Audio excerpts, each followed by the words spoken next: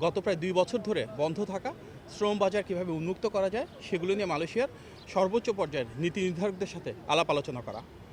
আমরা মালয়েশিয়ার মাননীয় প্রধানমন্ত্রী দাতু সেরি আনোয়ার ইব্রাহিমের সাথে কথা বলেছি। তিনি অত্যন্ত আন্তরিকতার সাথে বাংলাদেশের অবস্থান শুনেছেন এবং সেখানে ওনাদের আন্তঃমন্ত্রণালয়ের অনেক প্রতিনিধি ছিলেন। আমরা সেখানে বাংলাদেশের শ্রম বাজার উন্মুক্ত করবার জন্য ওনার সহযোগিতা চেয়েছি।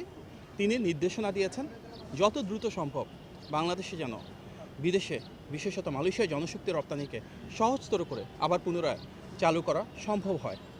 সেখানে আমাদের আলোচনা হয়েছে কিভাবে আমরা বিদেশে যাওয়ার প্রক্রিয়াটাকে আরও স্বচ্ছ করতে পারি, বিশেষত মালয়েশিয়ায় যারা কাজ করতে যাচ্ছেন তাদের জন্য অভিবাসন ব্যয় কমিয়ে আনতে পারি।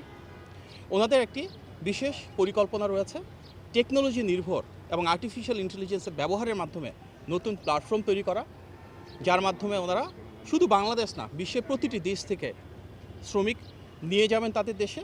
যেহেতু এটা শুধু বাংলাদেশ না সব দেশের সাথে সম্পর্কিত মালয়েশিয়ার একটি সিদ্ধান্ত, সেখানে আমরা বলেছি আমাদের মূল উদ্দেশ্য এর মাধ্যমে যেন বাংলাদেশ থেকে স্বচ্ছ প্রক্রিয়ায় স্বল্প খরচে শ্রমিকরা বিদেশে যেতে পারেন সেটি যেন ওনারা নিশ্চিত করেন। মালয়েশিয়ার মাননীয় প্রধানমন্ত্রীর নির্দেশনায় এবং আমাদের বাংলাদেশের মাননীয় প্রধানমন্ত্রী গণমানুষের নেতা জনাব তারেক রহমানের অনুমতিক্রমে প্রথমবারের মতন বাংলাদেশ এবং মালয়েশিয়ার দ্বিপাক্ষিক একটি যৌথ বিবৃতি আপনারা নিশ্চয়ই দেখেছেন যা ইতিমধ্যে প্রকাশিত হয়েছে। সেখানে বাংলাদেশের অবস্থান থেকে আমাদের যা বক্তব্য সেগুলো যেমন প্রতিফলিত হয়েছে, মালয়েশিয়ার অবস্থান উঠে এসেছে। তবে এই যৌথ বিবৃতি আমাদের জন্য একটা বড় ব্রেক থ্রু, যেখানে স্বচ্ছ প্রক্রিয়ায় কীভাবে অভিবাসন ব্যয় কমিয়ে আনা যায় সেক্ষেত্রে দুই দেশের সহযোগিতা এবং পারস্পরিক সিদ্ধান্তের প্রতিফলন ঘটেছে।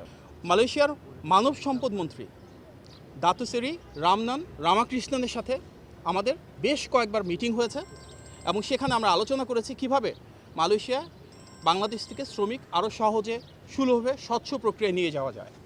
এর পাশাপাশি আমরা সেখানে আলোচনা করেছি যারা এই মুহূর্তে মালয়েশিয়ায় রয়েছেন সে বাংলাদেশি শ্রমিকদের জীবনমান কীভাবে আরও উন্নত করা যায়, ওনাদের সুযোগ সুবিধা কীভাবে বাড়ানো যায়, যাদের ডকুমেন্টেশন সমস্যা রয়েছে ওনাদেরকে কীভাবে লিগালাইজ করানো যায়, এবং এই বিষয়ে আমরা আমাদের দেশের অবস্থান তুলে ধরেছি যেন মালয়েশিয়া আমাদেরকে এক্ষেত্রে সহযোগিতা করে।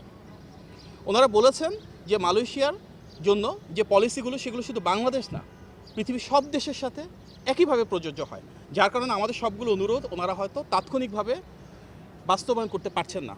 কিন্তু বাংলাদেশ থেকে আমাদের অবস্থান হচ্ছে অন্যান্য দেশের তুলনায় আমরা ভিন্ন, কারণ সবচেয়ে বেশি সংখ্যক শ্রমিক বাংলাদেশ থেকে যাচ্ছেন এবং মালয়েশিয়ার উন্নয়ন অগ্রযাত্রায় বাংলাদেশের শ্রমিকদের অসাধারণ ভূমিকা রয়েছে।